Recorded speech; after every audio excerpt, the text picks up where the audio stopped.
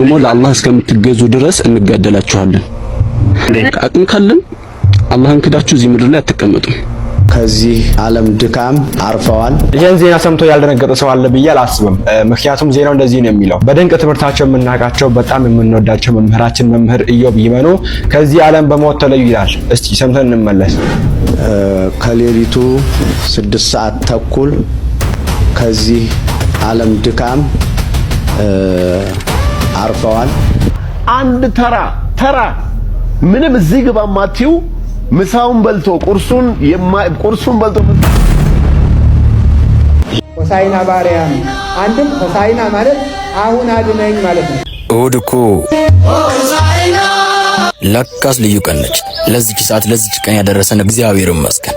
ሆሳዕና በሉ እስቲ ኮመንት ላይ እውነተኛ ሰላም ያለው ከቤት ነው።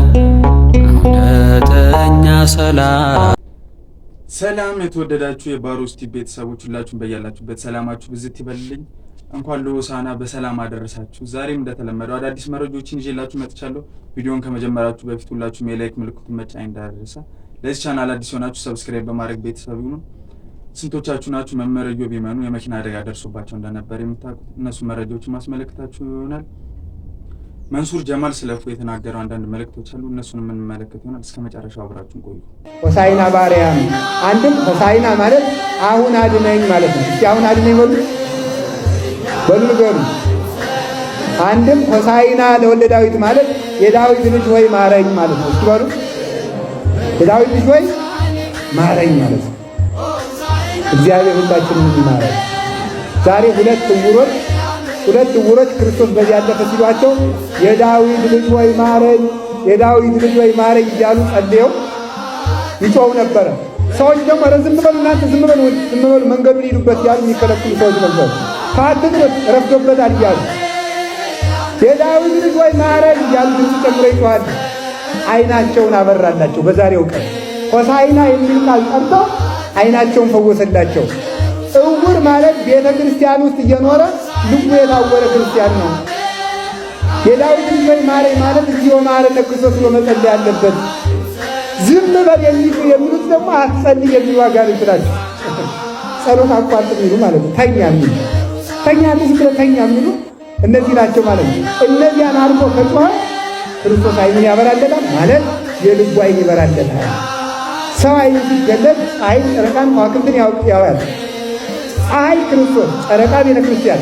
ጨረቃ ብርሃኗን ከፀሐይ እንደምታገኝ የቤተ ክርስቲያን ብርሃን ክርስቶስ ስለሆነ ከዋክብትን እንደማየት በቤተ ክርስቲያን የሚኖሩ ሰማዕታት ይገለጡለታል። ክብራቸው ይገለጥለታል። የእነሱን በረከት ያገኛል። ሁላችንም ዕውራን ነን። ሁላችንም ልባችን የታወረን ነው። አንድ ጊዜ ሆሳዕና ለወልደ ዳዊት እንበል። ሆሳዕና በአርያም የዳዊት ልጅ ሆይ ማረኝ። ድገሙት። የዳዊት ልጅ ሆይ ማረኝ። የዳዊት ልጅ ሆይ ሁላችንንም ይማረን። ለመምህራችን ቃለ ሕይወት ያሰማልን። መግቢያ ላይ እንደነገርኳችሁ መንሱር ጀማል ስለፉ የተናገረው አንዳንድ መልእክቶች አሉ። እነሱ መረጃዎች ተከታትለን እንመለስ። እስቲ ይሄ መንሱር የሚሉት ሰውዬ የሰጠውን አስተያየት ሰምተን እንመለሳለን። ከዛ ቤት ግን ይሄን ቪዲዮ የምትመለከቱ ሰዎች ሼር፣ ኮፒ ሊንክ፣ ሪፖስት እና ሜንሽን ያደረጋችሁ ለመንሱርም ሆነ ይሄ ጉዳይ መልእክታችሁ ለምትላችሁ ሰዎች አድርሱልኝ። ቀጥታ ወደ ቪዲዮ እንሄድና ሀሳብ እንሰጣለን።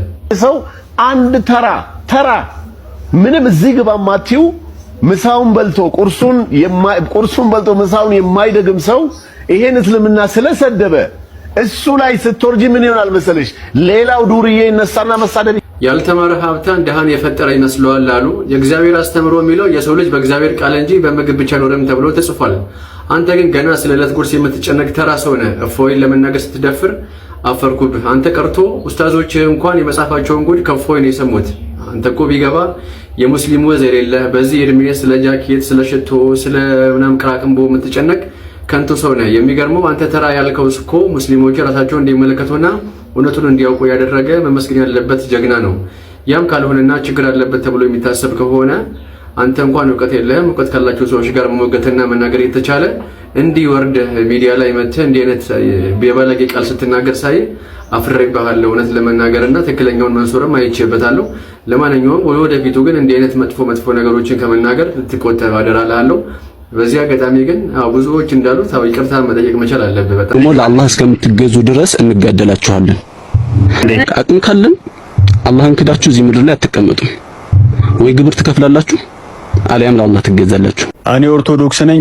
ክርስትና ልታጠፉ ከፈለጋችሁ መጀመሪያ እኔን አጥፉ። መንሱር ጀማል የተናገረውን ሰምታችሁታልና ለአንዳንድ ሰው መልስ ራሱ መስጠት ተገቢ አይደለም ብዬ አስባለሁና ብቻ ልቦና ይስጠው። ወደ ቀጣይ በቃ በህይወታችን ቢያንስ ስለ እግዚአብሔር ብለን የምንተዋት አንዲት ነገር ትጥፋን። እግዚአብሔር እኮ ብዙ ነገር እንድንተውለት አሁን እንደማይጠብቅ ታውቃላችሁ።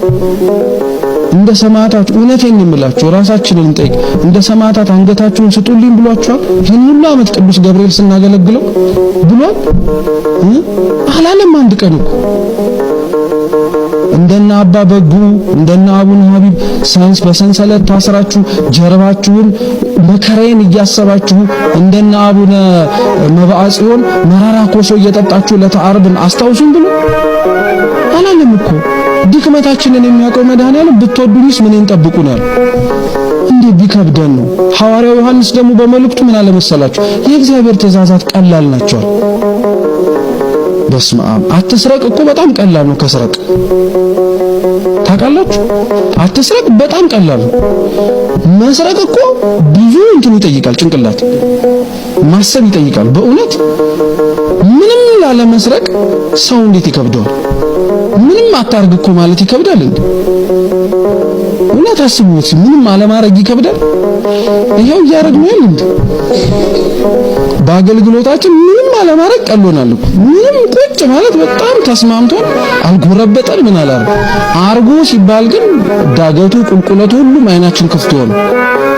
ተራራው ሸንተረሩ እያለን እናወራለን። በጣም የምናሳዝነው ከኛ የፈለጋት ጥቂት ነገር እሱ ሊሰጠን የሚችለው ብዙ ነገር። እኛ ለማጣት የወሰነው በጣም ብዙ ነገር፣ እየሮጠን ለመያዝ የምንሞክረው ጥቂት ነገር። ተገላቢጦሽ አድርገን ነው ማለት ነው። እዚህ አገልግሎት እውነቴን ነው የምላችሁ ቀልድ አይደለም። ብናውቅበት ብንችልበት ሁላችንም እግዚአብሔር በጣም ትልቅ መክሊት ነው የሰጠን። ራችን ቃልዮት ያሰማልን።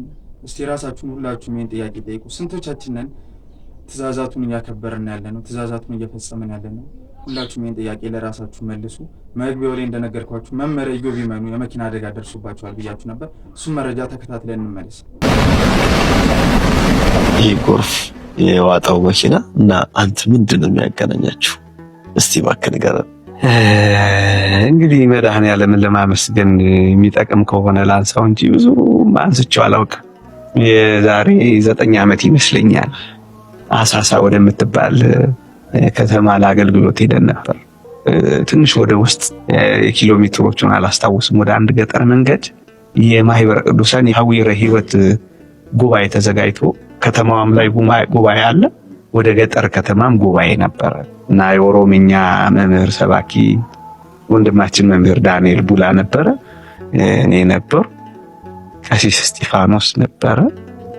ብቻ በጣም ጥሩ ልዩ አገልግሎት ነበር። ልም ያለ ገጠር ውስጥ ገብተን ነበር ያገለገልነው። በጣም የገጠር ገበሬዎች ጋር ነበር አገልግሎቱ የነበረው። ሙሉ ቀን ነበር እዛ የዋልነው። በጣም ጥሩ አገልግሎት አገለገል። ማታ ደግሞ ሄደን ለጊዜው ደብሩ ትዝ አይለኝም፣ ቅዱስ ገብርኤል ይሁን የእመቤታችን ደብር አሳሳ ላይ ብቻ አገለገል እና በማለዳ እኔ ስራ ነበረብኝና ከጥቂት አሁን ካልኩ ከጠቀስኩ ወንድሞች መካከል ቀሲስ ተስፋዬ ሚሊዮን፣ እኔ ቀሲስ እስጢፋኖስ እና አንድ ክራር ተጫዋች ለጊዜው ስሙንም አላስታውሰው 4 ሆነን ካልሄድን ብዬ ሌሎችም ነበሩ። እነሱ ከኋላ ቀሩ። እኛ በሌሊት ተነስተን ጉዞ ጀመር እና ዴራ የምትባል አንዲት ወደ አዳማ መግቢያ ላይ ስንደርስ ካፊያ ነው ዝናቡ፣ ግን ከየት መጣ እንደሆነ ጎርፍ አናውቅም። በዚህ በውሃ ማስተላለፊያው ቱቦ ይሄዳል። በጣም ኃይለኛ ጎርፍ ነው እና እንደምታየው ማለት ነው። እና በጣም ነበር የሚፈጥነው። ግን የሚገርምህ አንድ ሁለት ነገር ልንገርህ እባክህ፣ ኦልሬዲ ካነሳው ካልቀረ እኔና ቀሲስ ተስፋዬ መምህር ተስፋዬ ጨዋታ ይዘን ጋቢና መግባት ፈልገን ስንሄድ ጋቢናው አንድ ሰው ብቻ ነው ያለ። እኛ ደግሞ ጨዋታ ጀምረናል። ለቤተ ክርስቲያን አገልግሎት ሌላ እያወራን ነው። አንድ ሰው ብቻ ነው ያለው ሲሉ ወደ ሁለተኛው ተሻገር አብረን መቀመጥ ስለፈለግ ወደ ሁለተኛውም ስንሄድ 3 ሰው ተቀምጧል። የሚይዘው 4 ነው። አንድ ሰው ብቻ ነው የሚቀር። አሁንም ይሄ ሊያስቀምጠን አልቻለም። ወይ እዚህና እዚህ ጫፍ ሆነን መቀመጥ ነው ያለብን። ጋቢና አንድ ሰው እዛ አንድ ሰው። ከዛ ከኋላ ዘማሪ እስጢፋኖስ እናንተ ደግሞ ወደ ኋላ ሆናችሁ አትቀመጡ ይለንና ወደ ኋላ ሄደን እንቀመጣለን። ቀሲስ ለብቻው እኔም ለብቻዬ ጥግ ያዝንና አልተመቸንም ብቻ ጉዞ ጀመር እና ዴራ የምትባል ከተማ ጋር ሊደርስ ሲል ምን እንደነካው አይታወቅም። ፍሬን ያዘ ሹፌሩ በጣም ልጅ ግር መኪናዋ 3 ጊዜ መሽከርከር ጀመረች እና ተሽከርክሮ ያው የሆነ ቦታ ያቆማል ብለን ያሰብን። አንዴ ተሽከረከረ አላቆም እና እንጮሃለን። ግማሹ መድኃኔዓለም ይላል፣ እኔ መድኃኔዓለም መቃጠራል አምላከ ተክለ ሃይማኖት እንላለን። ግማሹ ሌላ ይላል። ወሰደና የምታየው ጎርፍ ላይ ጣለ። አሁን የምታየው መኪና 100 ሜትር ተጉዟል። 100 ሜትር ቢሆን ጎርፉ አንቀሳቅሶት ጎርፉ ላይ ወስዶናል። በጣም ቀላል መኪና ነው። አዳማ ራሱ ዘንቦ ብዙ አደጋ አስከትሏል። ይሄ ጎርፍ ሌላ ቦታ ዘንቦ ነው ጎርፉ እዚህ የመጣው እንጂ የምናየው ካፊያ እና ያበቃለን እንደሆነ አውቀናል። መኪናው ውስጥ ጎርፉ እየተገፋን ነው የምንሄደው። ወዴት እንደምንሄድ አናውቅም። አምላካችን ሁላችንም እንጠራለን። ጎርፉ ብታምንም ባታምንም መኪናውን መግፋት ብቻ አይደለም፣ በሩን ሁሉ ይከፍተው ነበር። ረዳቱ ይዘጋዋል፣ ይከፍተዋል፣ ረዳቱ ይዘጋዋል፣ ይከፍተዋል። መቼ እንደምንሞት ነው እንጂ ያላወቅነው ይህ ሞትን እንደሆነ ገብቶናል። እና ከዛ በኋላ ሄደና አሁን የምታየው ጫፍ ላይ ምን እንደያዘው አይታወቅም። ትንሽዬ ኩርባ ነገር ያዘው። ከዛ እንንጫጫ ያው እዛ ውስጥ ጫጫለ እና ትልልቅ አረጋውያንም ነበሩ። ከዛ ትንሽ ተያዘ። አላፊ አግዳሚው ሁሉ ቆመ። ቪዲዮ እንደተመለከታችሁት ነው። ሁላችሁም ኮሜንት ላይ የገባችሁ ተመስገን ማለታችሁ እንዳረሱ። መስቀል የማንሳለመው በዚህ ሳምንት ነፃነት ስላልተሰጠ ድነት ስላልተደረገ ሳይሆን እሱ ነፃነት እያለው ነፃነት እንደሌለው እንደ ባሪያ ቅዱስ ጳውሎስ ወነሳ አርአያ ገብር የባሪያን መልክ ይዞ መጣ ብሎ ፊልጵስዩስ ምዕራፍ 2 ላይ እንደተናገረ ቁጥር 8 ላይ ባለጸጋው ድሃ ሆነ የባሪያን መልክ ይዞ መጣ እንዳለ የባሪያን መልክ ይዞ መጣ የተባለው ንጉስ ስለሆነ ንጉስ እሱ የባሪያን መልክ ይዞ የማይታሰረው ታሰረ ነፃነት እያለው እኛም በነፃነት ዘመን ለ5 ቀን መስቀል ሳንሳለም አዝነን ተክዘን ቤተክርስቲያን ፀሐይሏን ጽዋዋን ልብሰ ተክህኖዋን ሁሉ አውጥታ እያዘነች ለፈጣሪዋ ተሰነብታለች። ለኛ ብለን ሁሉ ኖርክልን። እኛ ማህሌት እንድንቆም ትምህርት እንድናስተምር ወንጌል እንድንማር እንድናስተምር እንድንጠመቅ እንድንቆርብ ገነት መንግስተ ሰማያት ገብተን እንድንኖር ከሞት ነፃ እንድንሆን ያደረከን አንተ እንደ ባሪያ ታስረህ ነው ለማለት ሰሞኑን ያን እስራቱን ለማሰብ ይህን እናስባለን። ለዛሬ ይዤላችሁ የመጣሁት መረጃዎች እኚህን ይመስላሉ። በቀጣይ አሪፍ መረጃዎች እንገናኛለን። ድጋሚ እንኳን ለሆሳዕና በሰላም አደረሳችሁ። ሰብስክራይብ ያላረጋችሁ ሰብስክራይብ ማድረጋችሁ እንዳይረሱ። እውነተኛ ሰላም ያለው ከቤት ነው። እውነተኛ ሰላም